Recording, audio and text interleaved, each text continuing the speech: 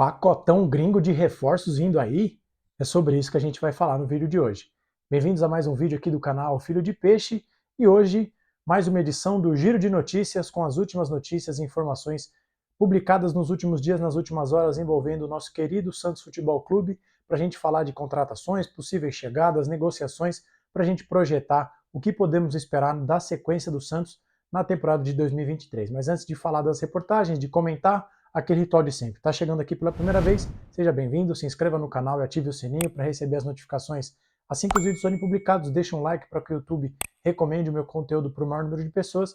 Se você gostar desse vídeo, espalhe nos seus grupos de WhatsApp e de Telegram, assim você leva o meu conteúdo para o maior número de pessoas.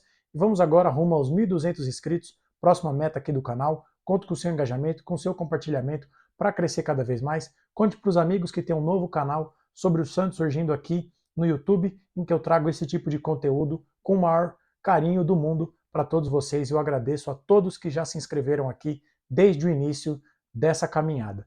Mas sem mais delongas, vamos falar de notícias, porque parece que finalmente a diretoria do Santos acordou. Foi preciso 3 anos de fracassos no Campeonato Paulista, brigas para não cair no Campeonato Brasileiro, eliminações vexatórias na Copa Sul-Americana contra Deportivo Tátiras e essa desse ano num grupo com Blooming, News Old Boys e Audax Italiano, para aparentemente e finalmente a diretoria se mexer e tentar contratações de um patamar um pouco mais elevado. No vídeo da segunda-feira, vou deixar no card para vocês assistirem, quem tiver interesse, convido que dê uma passadinha no vídeo, né, depois que vocês virem esse vídeo. Falamos da contratação do Dodô, lateral esquerdo de 31 anos, que volta ao Santos depois de uma passagem pelo Atlético Mineiro. E hoje a gente vai falar de notícias envolvendo outros jogadores de outras posições. A primeira que eu gostaria de falar é sobre a possível contratação, na verdade, ainda a negociação do Santos com o meia Roberto Pereira, de 32 anos, jogador bicampeão italiano, jogador de renome, que está sem contrato. Um jogador com passagens pela seleção italiana, um bom nome, um nome de peso, até me surpreendi quando vi.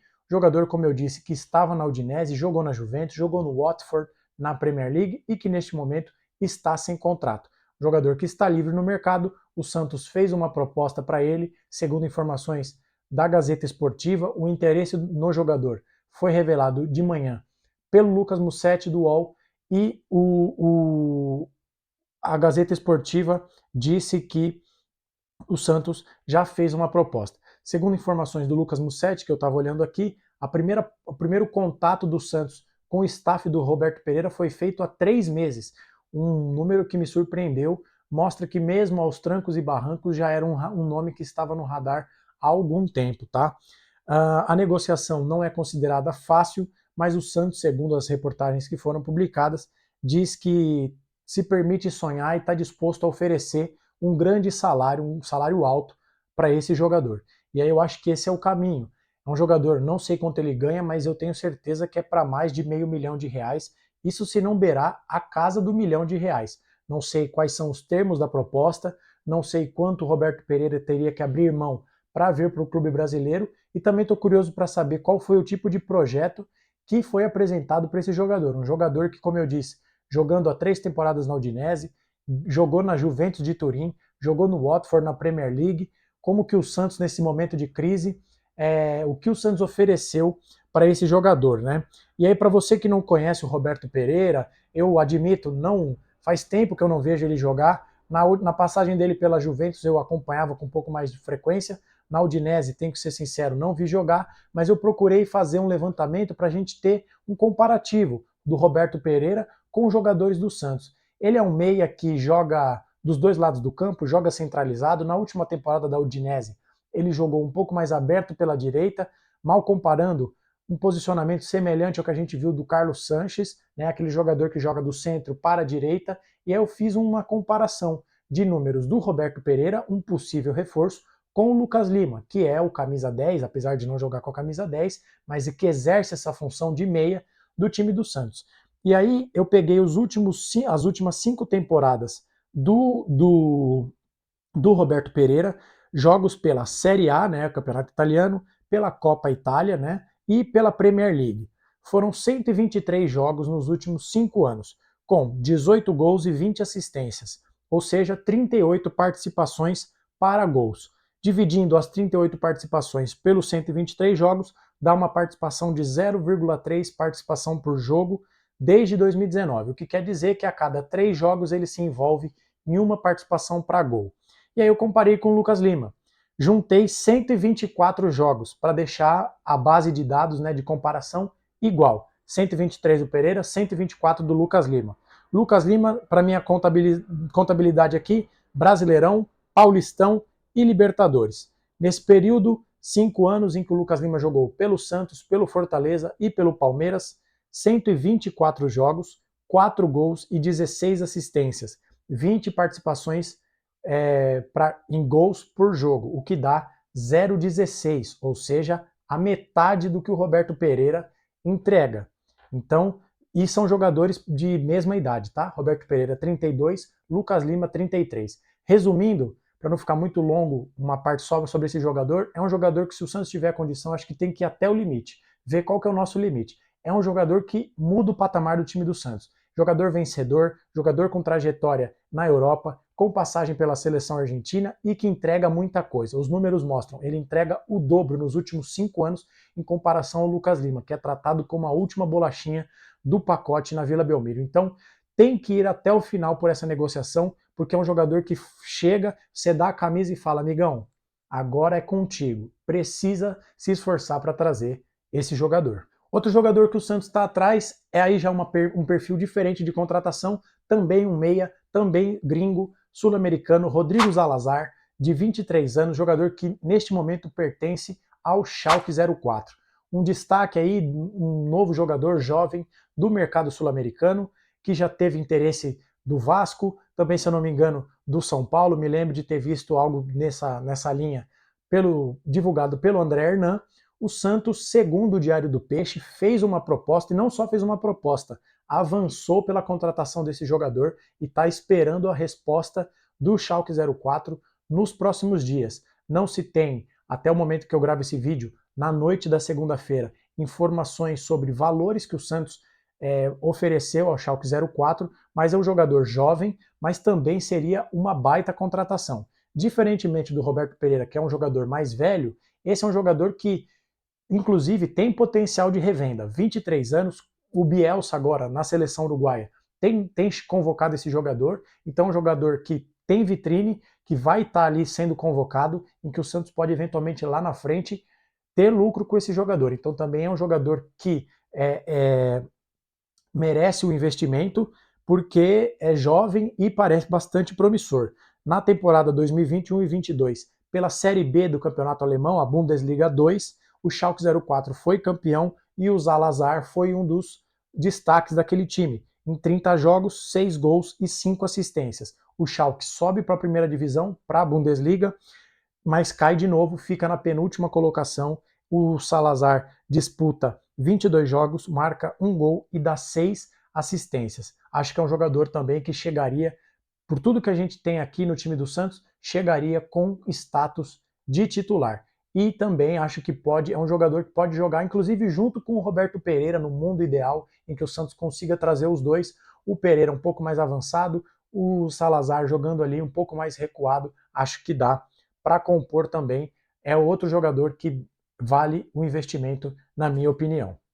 O Santos também procurou uma dupla que joga nos Estados Unidos, na MLS, mais precisamente no San Jose Earthquakes, que é um time da MLS, da Liga de Futebol norte-americano, jogadores de posições diferentes. O zagueiro Rodrigues, de 25 anos, que já jogou no Grêmio, na verdade ele pertence ao Grêmio e está emprestado ao San José até o final da temporada, e o ponta-direita Christian Espinosa, de 28 anos, um dos destaques também da Liga Norte-Americana. Começando pelo Rodrigues, como eu disse, um zagueiro de 25 anos, eu lembro dele na passagem do Grêmio, não assisti a MLS, né, um torneio de um nível bastante ruim, não vi o Rodrigues jogar lá, mas no Grêmio era um jogador alto, uma velocidade considerável, né, não era um jogador dos mais lentos, e apesar de ser destro, joga preferencialmente pelo lado esquerdo, tá? O Santos procurou o staff do jogador nas últimas semanas, as negociações, segundo consta, estão em fase inicial, mas também parece que o Santos tem outros nomes no radar e a gente já vai falar disso um pouco mais para frente. Mas sobre o Rodrigues, apesar de eu não achar que é um zagueiro ruim, eu sinceramente não contrataria, porque acho que ele não é um jogador horroroso, mas também não é ali, que grande contratação. E, e também não resolveria o problema que eu acho que é crônico do time do Santos, que é a falta de um zagueiro canhoto. A gente até tem o Alex lá, mas não sabemos por quê. Ele não tem tanta sequência, não tem tantas oportunidades de jogar. O Messias tem jogado pela esquerda totalmente torto, com a dificuldade danada para sair jogando com a perna direita. O Rodrigues seria um perfil semelhante, um destro jogando pela esquerda. E eu não vejo tanta diferença assim. Acho que o Rodrigues é melhor que o Messias, sim, mas é como tirar um 6 por um 6,5. E aí eu não sei qual é o molde do negócio, mas eu não traria. Para trocar 6 por meia dúzia, praticamente, eu deixaria o Alex lá ou ir atrás de um outro zagueiro canhoto. Ainda no San José, o Espinosa, aparentemente a negociação melou, o Santos tentou, não conseguiu e vai partir para outro nome. O Santos negociava com o jogador, apresentou uma proposta, mas o staff recuou e, segundo consta, citou o episódio das bombas arremessadas no gramado da Vila Belmiro naquele clássico contra o Corinthians como uma razão pelo recuo, porque disse que o jogador estava inseguro de vir ao Brasil pela crise envolvendo o Santos, e apesar do Falcão não ter confirmado, citado nominalmente o caso do Espinosa, na entrevista que ele dá para o Globo Esporte, publicada no final da última semana, ele confirma essa informação de um jeito um pouco diferente. Abre aspas para o que o Falcão falou para os amigos do Globo Esporte. Se a gente imaginar, lá quando cheguei no Paulista, eu conversei com 28 jogadores, só que tem uns que não quiseram vir, outros o salário era muito alto. Nós fomos nos adequando, que é o que estamos fazendo agora. O presidente tem feito um esforço forte neste sentido. Nós sabemos que precisamos de reforços, né?